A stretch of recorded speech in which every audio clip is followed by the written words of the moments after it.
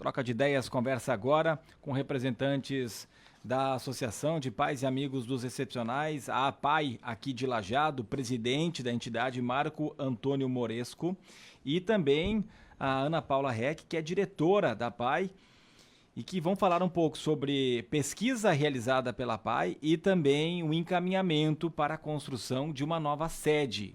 A gente sabe que isso já está tramitando, já teve contato entre Prefeitura e APAE e Prefeitura, e vamos ampliar um pouco esse tema, tanto a pesquisa quanto também essa necessidade da troca de local da sede da APAE aqui de Lajeado. Bem-vindos à programação da Rádio Independente, Marco Antônio Moresco e Ana Paula Heck. Bom dia. Bom dia, Rita. Bom dia, Ricardo. Bom dia A todos os nossos ouvintes. É sempre um prazer estar aqui nessa casa e poder conversar sobre a nossa APAE, a nossa entidade, que a gente tanto ama. Tudo bem, Ana? Tudo bem, obrigado pela oportunidade. Um bom dia para todos os ouvintes. Então, começamos pela pesquisa, que até temos aqui uma revista que vocês estão nos entregando, para falar primeiro do porquê realizar essa pesquisa, como ela foi feita, com quem foi feita, o que vocês buscavam e também trazer um pouco dos resultados apresentados. Bom, então essa pesquisa, né, Ricardo, ela nasceu, na verdade, da necessidade de que nós tínhamos como gestores da APAE de mostrar um pouquinho para a sociedade do trabalho que é desenvolvido dentro da entidade e também do nível de satisfação com os serviços que são prestados pela APAE de Lajeado. Embora nós já soubéssemos que nós prestamos um serviço de uma qualidade muito boa, mas nada melhor do que termos uma pesquisa elaborada por uma empresa independente, uma empresa lajadense, com as famílias que frequentam a APAE, tá? Não só de Lajeado, mas também dos municípios que são os nossos parceiros. Tá? E para nossa surpresa, sim, os resultados foram extremamente satisfatórios. Tá? Eu sempre digo que, na verdade, você precisa também mostrar aquilo que você faz. Nós fazemos um trabalho tão bonito, sabe? Desenvolvemos as atividades com as crianças, com crianças especiais. Todas as crianças que frequentam a APAE, elas têm uma necessidade especial. Tá? E esse tipo de trabalho ele é muito bonito, mas só que muitas vezes assim falta um pouquinho mais de visibilidade. Tá? Então foi pensando nisso, nessa necessidade de nós mostrarmos a qualidade do nosso serviço, que nós pensamos na pesquisa. Tá? Essa pesquisa, inclusive, tem logo no início aqui, né, nesse informe que está sendo distribuído com o detalhamento, enfim, né, de toda essa pesquisa, a APAE é fundamental para quem? Eu achei bem interessante, porque está bem dividido ali, e que às vezes a gente não se dá conta, olhando de fora, a gente pensa, é essencial para o aluno, né, para a pessoa que é atendida ali. Mas não fica só nisso, né? Tem Exato. todo um outro envolvimento. A APAE, no seu todo, em todos os seus serviços e em todas as políticas que ela atua, ela traz uma rede de acolhimento, de suporte e de apoio, não só para o assistido, para o aluno ou para o paciente, mas também para o familiar, né? Com orientação, com apoio, com outros encaminhamentos que essa família precisa ao longo da vida e ao longo do desenvolvimento dessa pessoa, para acompanhar o desenvolvimento dessa pessoa com deficiência. Na verdade, a gente não trabalha só hoje a criança ou o jovem com deficiência, a gente trabalha também a família. Né? A família precisa desse suporte. Tá? Muitas vezes assim, a gente sabe que a deficiência ela é muitas vezes assim, muito pesada no seio familiar. E as famílias precisam um pouco de apoio nesse sentido. E a partir do momento em que essa criança entra na APAE, onde ela é realmente acolhida, né, as famílias também se sentem acolhidas e sentem essa gratidão, esse afeto que é dado lá dentro da APAE para os seus filhos. Aqui, inclusive, tem atendimento, o indivíduo em atendimento, né, que é o aluno, o paciente, enfim, pais e responsáveis, famílias diretas, círculo social próximo e a sociedade. Que daí já é uma outra etapa, né, exato. do segmento. Uma família que está com um bom suporte dentro do seu núcleo familiar, isso repercute nos familiares mais próximos, isso repercute na comunidade em que ele está inserido, nas festas, nos passeios, em tudo que ele frequentar junto com a sua família. Então, a gente sempre olha aquele público direto e aquele público indireto que nós atingimos, né? Bom, vamos falar um pouco dos resultados, então, daquilo que vocês verificaram dos resultados, traga um pouco desses dados, desses números e se algo chamou mais a atenção de vocês, tanto positivamente quanto negativamente. Bom, na verdade a pesquisa toda assim me trouxe particularmente aqui uma satisfação muito grande, tá?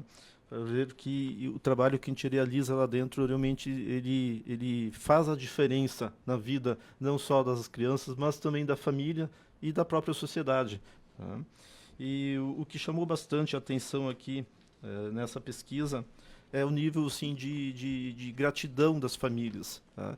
Muitas vezes as famílias tendo algum tipo de, vamos dizer assim, reclamação, mas algo assim que não estava bem, esse sentimento de gratidão supera isso, supera qualquer possibilidade de alguma crítica para a instituição, tanto que muitas vezes o próprio pessoal que fez a pesquisa tinha uma dificuldade em fazer com que as pessoas dissessem, mas o que precisa melhorar, o que não está legal dentro da APAE, porque a gente sabe que, mesmo que nós temos esse resultado da pesquisa, nós também temos as nossas falhas, como qualquer outra empresa. A APAE hoje também ela é vista e administrada como uma empresa normal, tá? Mas então o que chamou a atenção foi isso, o nível de satisfação e de gratidão das famílias, tá, com o trabalho que é prestado lá, principalmente pelo acolhimento que é feito pelos seus filhos. Eu penso também que um apontamento importante foi a qualidade técnica dos serviços, digamos assim, o conhecimento, as orientações, o que a nossa equipe ou que as nossas equipes também conseguem passar para os familiares. Eles conseguem observar o desenvolvimento da pessoa com deficiência a partir do acesso nos nossos serviços, sejam na escola, na clínica, enfim, né? Então, isso mostra a entrega de algo, sim, que deve ter um fator de acolhimento, deve ter um fator sensível, mas também deve caminhar junto com uma qualidade técnica daquilo que a gente se compromete em fazer, né? Outros pontos para destacar, em especial, além dessa questão técnica, desse atendimento mais técnico. E o acolhimento, né? Que também eu acho que um complementa o outro. Mas talvez algum outro detalhe que tenha chamado a atenção de vocês. Eu acho que as famílias muito contaram as suas histórias e deram os seus depoimentos durante a pesquisa, assim, do jeitinho que a APAE era e do quanto ela cresceu ao longo dos anos. Claro, nós nos adequamos também como estrutura física, equipes, políticas hoje que são de direito, né? Então, muitas famílias, assim, puderam acompanhar esse crescimento da APAE. E mesmo as famílias mais recentes, que a pesquisa também fez questão de entrevistar, não só famílias antigas, mas também famílias muito recentes, a gente percebe neles o mesmo sentimento de pertencimento, de fazer parte, de se sentir acolhido, né? Então, assim, independente do tempo que as pessoas têm de história dentro da APAE, o sentimento é o mesmo, está sendo construído da mesma maneira, né? Chama atenção aqui que 82% das pessoas está com a satisfação acima de 9 em relação à APAE, né? Uma grande satisfação das pessoas que estão sendo atendidas ou que têm familiares. E, por outro lado, aquilo que mais necessita, né? Diz aqui, 67% contratação de mais profissionais para a clínica. É o principal ponto. Sem dúvida. E em segundo lugar está a estrutura física, prédio e instalações. E aí dá para colocar o terceiro lugar, porque nós estamos falando de 67%, no primeiro tópico, a estrutura física, prédio e instalações 38% e pertinho, 36% diz menos filas de espera. Depois nós temos aí programa de orientação para famílias que é 20% e outros temas, mas esses três principais. De que forma que a APAE trabalha, se vocês concordam com isso, se é possível trabalhar. Daqui a pouco a gente vai entrar mais na questão do prédio, mas contratação de mais profissionais para a clínica e menos fila de espera. Isso está completamente vinculado, em primeiro lugar, ao nosso espaço físico, hoje. Se tivesse um espaço físico maior, sim. Seria possível contratar mais profissionais e não teria tantas filas. Hoje nós já temos os nossos espaços internos da clínica completamente ocupados pela carga horária dos profissionais que estão conosco hoje trabalhando. Então, assim, claro que a contratação de novos profissionais, ela implica diretamente na lista de espera. Eles estão vinculados.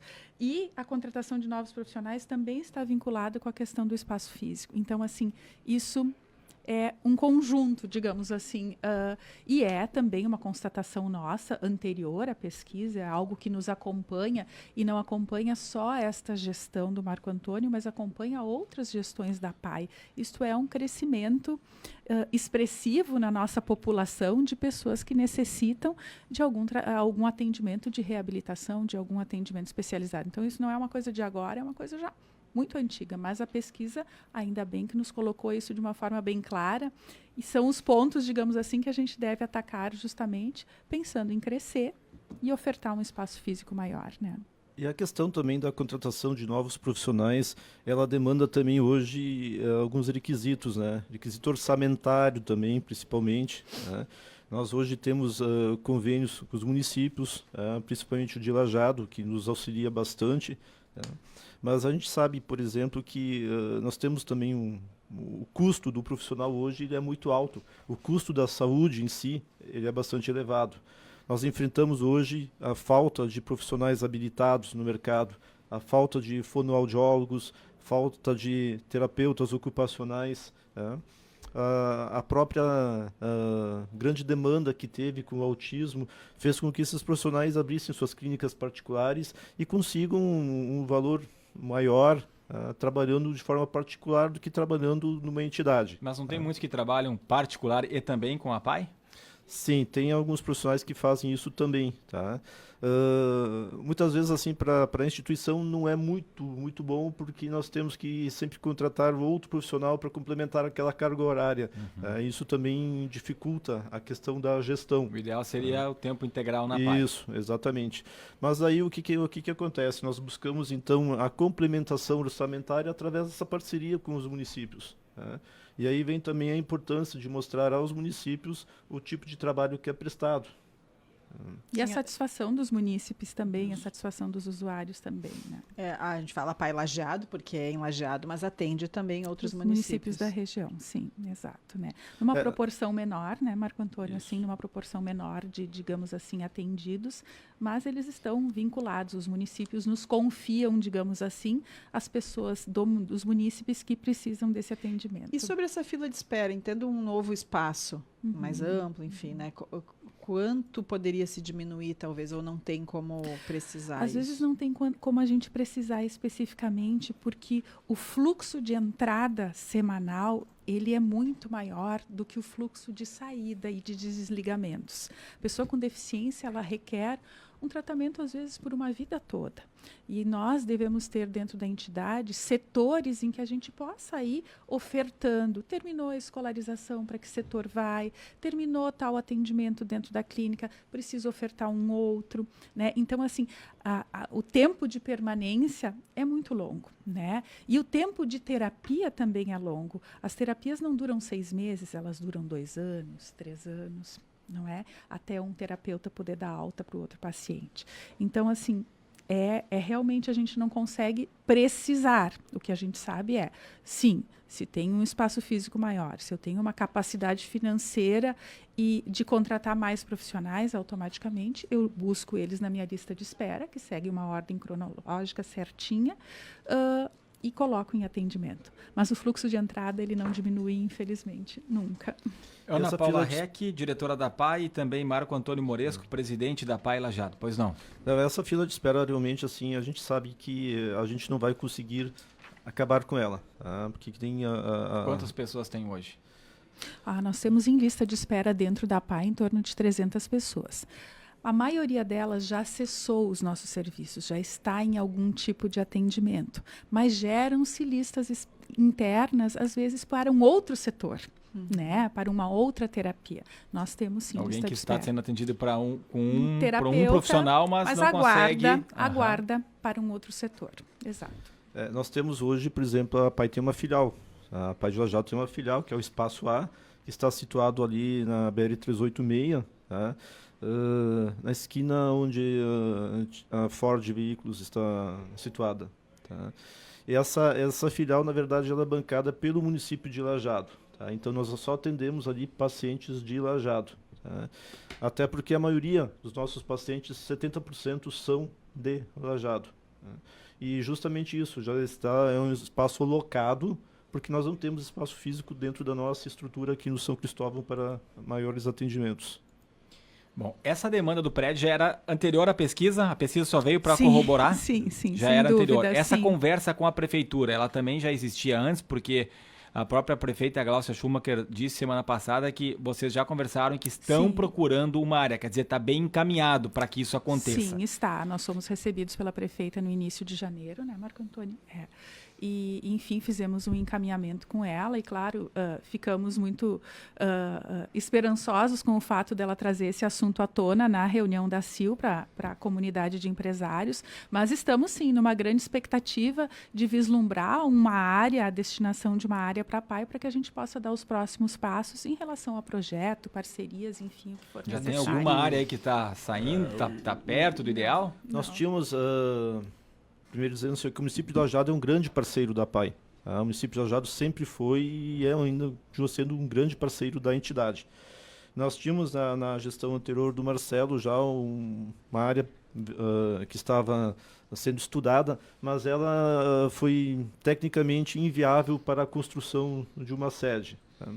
Então agora nós estivemos reunidos no mês de janeiro já com a prefeita Gláucia e também já colocamos para ela dessa necessidade da construção de uma nova sede.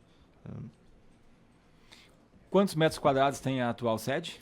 A atual sede gira em torno de 1.500, 1.600 metros quadrados, né? E quanto que precisa ter, o ideal para vocês? Na verdade, eu acho que a gente até pode chegar nos 2.000 metros quadrados. Hoje a nossa PAI, ela tem desníveis muito grandes, né? Onde se perde a área construída. Nós perdemos alguma área construída dentro da PAI com as rampas e com os vários pavimentos, né? Eu acho que uma PAI plana, daqui a pouco com mais acessibilidade, teria um aproveitamento muito maior, né? Hoje nós precisaríamos assim de uma área de no mínimo 3.000 metros quadrados, tá? Mas lógico que se prevê uma área maior porque a gente sabe que a PAI só tende a crescer. Tá? Hoje, por exemplo, eu sempre digo assim, a nossa gestão, que nós poderíamos crescer muito mais, ofertando mais serviços, mas o espaço físico é um grande limitador hoje do crescimento da entidade. Algum prazo para definição sobre área, sobre início de construção? Não recebemos prazo, né? Não recebemos. Não temos prazo. E, né? e quem vai município- bancar a obra?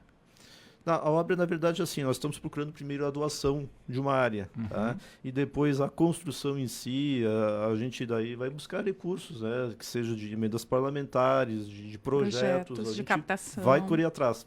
E um assunto importante que vocês nos falaram aqui agora há pouco, antes de começarmos a entrevista, é que o prédio atual da PAI, ele não vai entrar nessa negociação, ele permanece com a PAI, pelo menos é aquilo que vocês estão buscando, para que ali na frente também possa servir de subsídio para dar sequência aos trabalhos. É uma das ideias, né, Ricardo? Né? Lógico que a diretoria depois ela senta e vai realmente definir isso. Né? Não é o presidente sozinho que vai definir, é toda uma diretoria que vai definir essa questão. Mas é uma ideia assim, de que pudéssemos permanecer com esse prédio atual. Tem recado de ouvinte aqui, para a gente não deixar passar. O Nestor Martinelli disse: é muito importante o grande trabalho deste pessoal em Lajeado, tem um trabalho muito bom, atende as pessoas na rede. Parabéns para todos vocês, um grande abraço. Muito Deixar grata. registrado aqui o Obrigado. recado do ouvinte. Tá bem. Ana Paula Reck, diretora, e também o presidente da APAI, Marco Antônio Moresco. Tem mais algum assunto aí, alguma ponto que vocês gostariam de trazer também para a gente? Não, é a nossa satisfação em podermos aqui participar desse programa, né, e dizer da realmente, nosso orgulho e satisfação com a pesquisa que foi realizada, porque ela demonstra realmente o sentimento das famílias com o trabalho que é realizado por nós, um trabalho que é totalmente voluntário por parte da diretoria. Eu também gostaria de dizer que a gente está dando os primeiros passos em 2025. As portas da PAI estão abertas para toda a comunidade. A gente deseja sempre essa parceria com a comunidade, esse acolhimento, né?